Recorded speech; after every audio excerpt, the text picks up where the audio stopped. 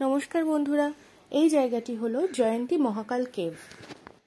যারা বক্সা বা জয়ন্তীতে ঘুরতে যান বা লেপচাকা ট্রেক করতে যান তারা অনায়াসেই ঘুরে আসতে পারেন এই জায়গাটি থেকে।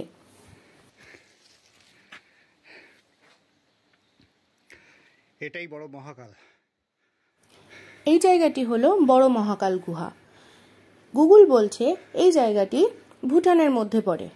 ভারত ভুটান সীমান্তে অবস্থিত জয়ন্তী নদীর একটু উপরের দিকে উঠতে হয় এই কেভে আসার জন্য। এর কিছুটা আগে নদীবক্ষে নিচের দিকে অবস্থিত ছোট মহাকাল মন্দির। ফেব্রুয়ারি থেকে এপ্রিল মাস পর্যন্ত এখানে পুণ্যার্থীদের ভিড় থাকে।